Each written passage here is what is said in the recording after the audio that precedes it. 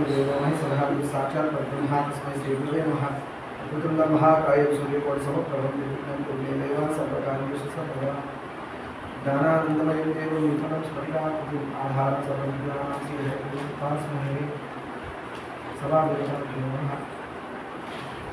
देवी భాగవతంలో పరీక్ష మహారాజు యొక్క ఆయుష్ దగ్గర పడుతుంది కదా, పోవాల్సిన దగ్గర పడుతుంది. ఎందుకంటే ఆయనకి శాపం ఉంది కదా, ఏముని శనీకముని శాపం కదా, ఆయన కొడుకు శాపం వల్ల అలా అయింది. సరే, నిన్న రోజున ఎంతవరకు చెప్పుకున్నాం మనం?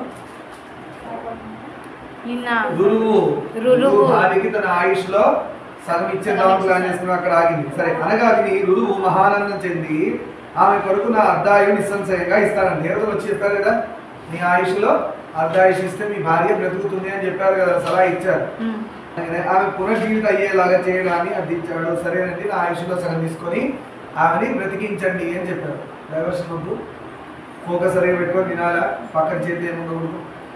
ఇందులో విశ్వావసువు తన కుమార్తె ప్రమద్వర మరణించిందని విని స్వర్గం నుండి విమానం మీద వచ్చాడు. విశ్వావసువు కూడా వచ్చాడు విమానం నుంచి, ఎందుకంటే తన కుమార్తెనే కదా పెంచుకుంది. ఈయన ఎవరు మనోడు? ఎవరు మనోడు? భృగు మహర్షి. అనంతరం విశ్వావసు దేవదూతను వెంటబెట్టుకుని యమధర్మరాజు దగ్గరికి వెళ్ళి జరిగిన వృత్తాంతం చెప్పగా ఆయన సాక్ష్యంగా అలాగేనని ఆ కన్యను బ్రతికించగా గురువు ఒక శుభదినాన ఆమెను వివాహం ఆడు. విశ్వావసు అక్కడి పైనుంచి వచ్చాడు కదా, ఆయన తెలుసు కదా యమధర్మరాజు దగ్గరికి వెళ్ళాల్సిన దారి. అలా విశ్వావసు ఏం చేశాడు, దేవదూతను వెంటబెట్టుకుని ఎవరైతే సలహా ఇచ్చారో ఆ దేవదూతను పట్టుకుని విశ్వావసు యమధర్మరాజు దగ్గరికి వెళ్ళి మళ్ళీ తన కుమార్తెను బ్రతికించమని అడిగాడు. అలానే గురువు యొక్క ఆయుష్లో సగం తీసి భార్యకి ఇచ్చారు. భర్త వాళ్ళు చూడండి ఎన్ని ప్లస్లే. భార్య వాళ్ళకి ఎంత జాగ్రత్త ఉండాలి, భర్తను ఎంత జాగ్రత్త చూసుకోవాలి. నిన్న కూడా అదే చెప్పుకున్నాం కదా, భర్త చేసిన పుణ్యంలో సగం భార్యకి, భార్య చేసిన పాపంలో సగం భర్త. ఉల్టా ఉంది ప్రాసెస్. అంటే ఎన్ని పాపాలు చేస్తుంటే హస్బెండ్ పడిపోతుంటాడు. భర్త పడిపోవడానికి కారణం భర్త చేసుకున్న కొన్ని పాపపు పనులు పూర్వ జన్మలో అవి ఉంటాయి. కానీ ఈ జన్మలో భార్యగా ఉన్న ఆవిడ చేసే పాపాలను భర్తకే అంటుకుంటుంది. అందుకు భర్త పడిపోవడానికి కానీ భార్య కూడా అని చెప్పాలి నిర్మమాటంగా. అలానే భార్య ఎదుగుదల లేదంటే తనకున్న సుఖాల కారణం భర్త అని నిర్మమాటంగా చెప్పచ్చు. నేను చేసే మంచి కర్మల్లో ఆమెకి సగం వెళ్ళిపోతుంది కాబట్టి అందుకే భర్తని జాగ్రత్తగా చూసుకోండి, లేకపోతే మీ పెళ్ళిళ్ళు అయ్యాక అని పలికి మొత్తానికి శుభదినాన రురువు పెళ్లి చేసుకున్నాడు. ఎవరిని? అని పలికి పరీక్షిత్తు ఇంకా ఇలా అన్నాడు. పరీక్షిత్ మహారాజు తన మంత్రంతో ఈ మాట చెప్పి అంటున్నాడు, ఈ విధంగా ఉపాయాంతరం చేత మృతి చెందిన ప్రమద్వర తిరిగి బ్రతికింది కదా, అలాంటివి ఏమో నాకు కూడా ఉంటాయి ఆప్షన్స్ వెతుకుదామని అంటున్నాడు. కావున శాస్త్ర సమ్మతమైన ఉపాయాన్ని తప్పక ఆచరించాలి. మణి మంత్రౌషాదులను కూడా ఎత్తించాలి. మణులు, కొన్ని మణులు ఉన్నాయి, మనకు తెలియదు. సాధన పరంగా చూస్తే హిమాలయ సంజీవని పర్వతం మీద మొత్తం మణుల్లా ఉంటాయి, అవన్నీ మూలికలు నడుస్తూ ఉంటాయి. అవన్నీ మనకి కనబడవు, దొరకవు. సాధన చేసిన వాళ్ళకి మాత్రమే కనబడతాయి. వాటి వల్ల ఆయుష్ పెరుగుతుంది. ఇలాంటి ఎన్నెన్నో ఉన్నాయి భూమి మీద. అన్నీ మనకు కనబడాలంటే మనకి అన్ని చిత్తు కాగితాల్లా కనబడుతుంటాయి, పనికిరాని చెట్లలాగా ఉంటాయి. కానీ నిజమైనవి సాధకులకు మాత్రమే కనబడుతుంది. అంటే మనకి ఏంటి, ఇప్పుడున్న ఈ కళలో కనబడేదంతా మట్టి, మన్ను, రాళ్ళు, రప్పలు, చెత్త. ఈ కళ్ళతో కనబడింది. కళ్ళు మూసుకున్న సాధకులు సాధన చేసిన వాళ్ళకి ఎక్కడేముందో ఆ మణులు, ఆ ఆయుష్ పెంచే మణులు, జీవితాన్ని రోగాలు తగ్గించే మణులు, అవి యోగులు ఎలా ఉంటున్నారు అనుకుంటున్నారు కదా. అక్కడ హిమాలయాల్లో తిండి తిప్పలు లేకుండా 7 సంవత్సరాలు తపస్సు ఎలా ఉంటున్నారు, అంత చలికి తిరుగుతూ దాన్ని కూడా కోర్చుకొని ఎలా ఉంటున్నారు. వాళ్ళ మెడిసిన్స్ అక్కడే దొరుకుతుంది అని పలికి సాత్వభూమికలైన యొక్క సమున్నత ప్రసాదాన్ని నిర్మింపజేసి అందు సచివులతో కూడి నివసించడం మొదలుపెట్టాడు. ఒక గొప్ప బిల్డింగ్ వాడు తయారు చేయించి దానిలో ఉంటున్నాడు. ఎవరు సెక్యూరిటీ ఫుల్ పెట్టుకున్నాడు? ఎవరు? పరీక్షిత్ మహారాజు. ఎందుకో తక్షకుడు అనే నాగజాతి సర్పం వచ్చి చంపేస్తున్నాడు. 7 రోజులు శాపం పెట్టిన 7వ రోజు నాటికి చంపేయాలి అని గొప్ప ప్రాకారం పెట్టి క్షమాభిక్ష పెట్టమని అర్థిస్తూ తను శపించిన శమీకుని కూడా కడుపు గౌరవముడు అనే మునిని పంపాడు. మొత్తాన్ని తను క్షమించమని, శాపాన్ని ఉపయోగించుకోవడానికి లేదంటే తప్పించుకోవడానికి ఛాన్సెస్ ఉన్నాయని ఇంకో మునిని పంపించాడు. గౌరవముఖుడు అనే మునిని పంపించాడు పరీక్షిత్ మహారాజు. ఎవరి దగ్గరికి? శమీకముని దగ్గరికి.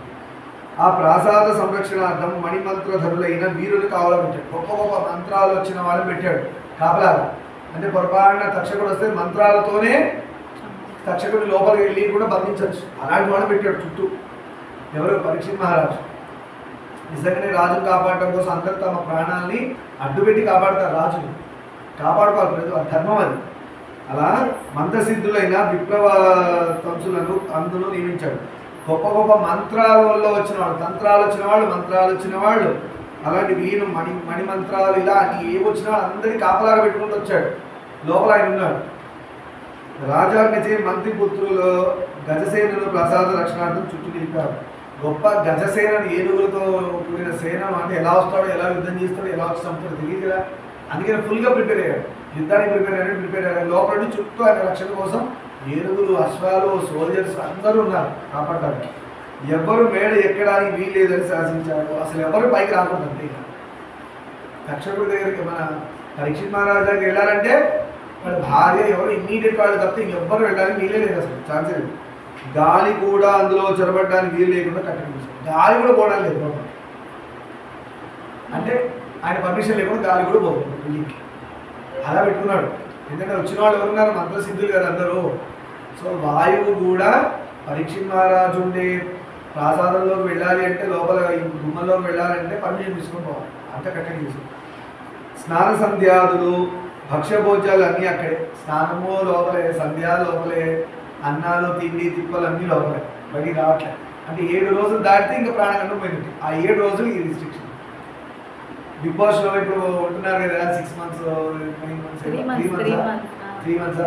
ఆ 3 months ఎలా ఉంటున్నారు? అప్పట్లోనే ఉంది చూడండి, 7 days లోపలే ఉంది. రాజకార్యాలన్నీ అక్కడే. అక్కడి నుంచే సొల్యూషన్స్ ఇచ్చేవాడు. రాజు చేయాల్సిన ధర్మాలు ఉంటాయి కదా, న్యాయం చెప్పాలి, ధర్మం చెప్పాలి, తీర్పులు చెప్పాలి, అవన్నీ కూడా లోపలించే. అలా మంత్రులతో సమాలోచనలు చేస్తూ దినాలు లెక్కిస్తూ పరీక్షిస్తూ ఆ ప్రాసాద మధ్యలో జాగరూకుడే ఉన్నాడు. డేస్ లెక్క పెట్టుకుంటున్నాడు. ఇంకెన్ని రోజులు, 7 రోజులు, 2 రోజులు, 2 రోజులు అయిపోయినాయి, 3 రోజులు అయిపోయినట్ట లెక్క పెట్టుకుంటున్నాడు. ఇలా ఉండగా కశ్యపుడను బ్రాహ్మణుడు పరీక్షిత్తుని శాపవృత్తాంతం విని ధనార్థి అయి ఆయన్ను తన మంత్రబలంచే రక్షించాలని నిశ్చయించుకొని నిజగృహం వీడి హస్తినాపురముడై బయలుదేరాడు. కశ్యప ముని అని బ్రాహ్మణుడు, కశ్యపుడు అని బ్రాహ్మణుడు ఉన్నాడు. ఆయన ఏం చేశాడు? పరీక్షిత్ మహారాజు శాపం గురించి తెలుసుకొని ఆయన కాపాడినందుకు తనకు కొంత ధనం అవసరం ఉంది. కశ్యప బ్రాహ్మణుడికి ధనం అవసరం ఉంది. కాపాడితే ధనం ఇస్తాడుగా రాజు. ఆ ధనంతో సుఖంగా ఉండొచ్చని ఆ ధనార్థి అయి, ధనం కోసం అని రాజు ప్రాణాలు కూడా కాపాడితే పేరు వస్తుంది, ధనం వస్తుందనే ఆలోచనతో బయలుదేరాలని చెప్పుకుంటూ ఈరోజు పురాణానికి ఇక్కడ శుభం పలుకుతాం. సర్వం శుభమామేశ్వర పాదాలందార్పణస్తు. లోకాన్ సంస్థాన్ సుఖినో భవంతు. శాంతి.